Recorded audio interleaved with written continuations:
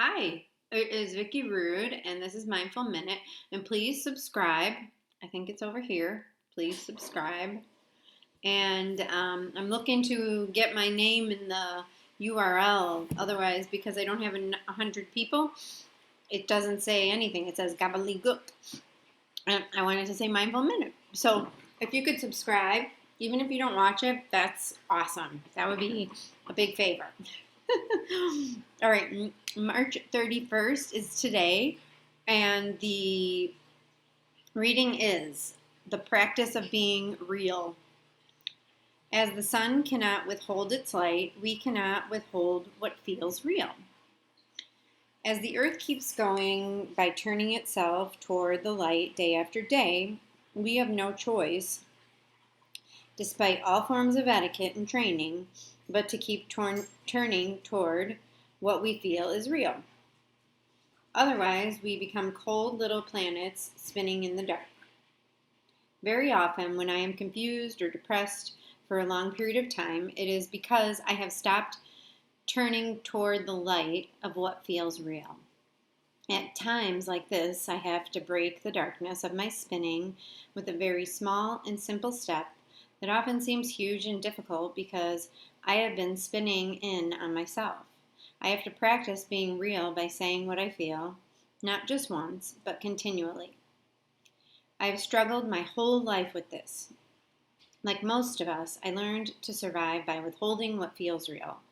When events happen, when someone says or does something that hurts me, I have learned to absorb the hit and pretend that nothing has changed, that everything is the same.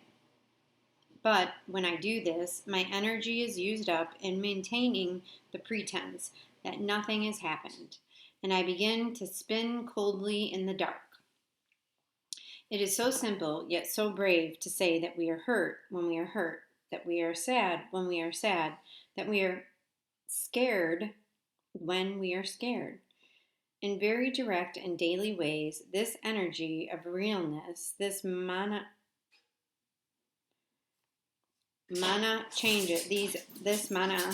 changes situations because the immediate expression of our truth releases light and warmth that influences the life we are a part of.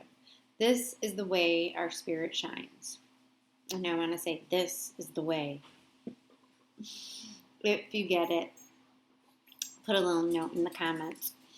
And the activities are: center yourself, and once again, let the stream of your feelings move through. After a time, give direct voice to the particular feelings as they rise. Be careful this time to voice your feelings as yours. I feel sad. I feel cold. I feel light. I feel weary. During your day, try to be mindful of how the pulse of what feels real shifts. And finally, try to keep turning toward it.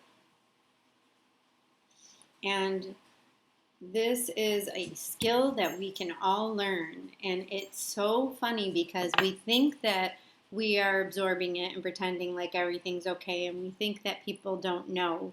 But I'm pretty sure people can sense when we really are upset. I don't know about you,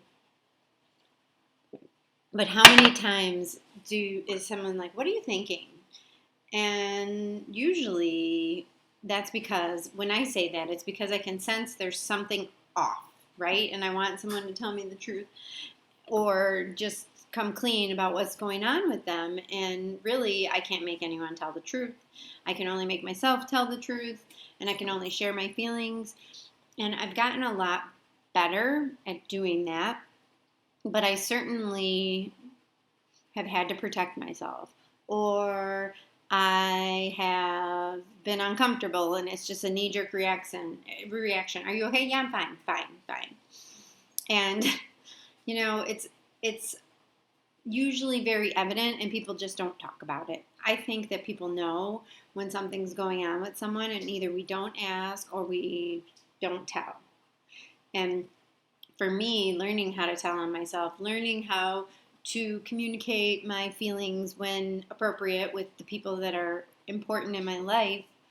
And sometimes I have to wait to communicate those feelings because sometimes they will come out in a way that is not very kind and loving. So sometimes I have to pause. Most times I have to pause, and sometimes I have to check myself, check my motivation, check my reasons, check what I'm upset about. What did I do to put this in motion? But with that said, knowing and learning what I am feeling and communicating it tends to have much better results for me and for everybody else. And when people do the same, I always used to tell my boss, I do way better with information than without.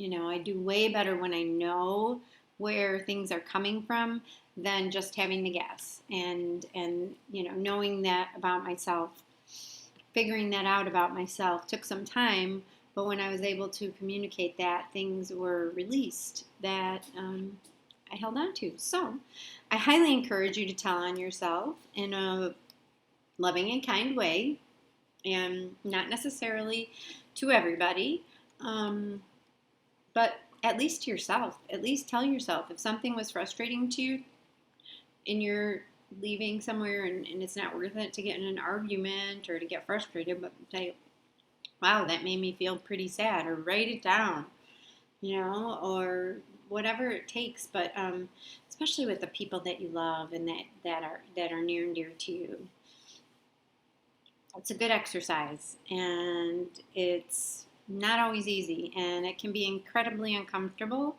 but it ultimately is a way better way to live your life.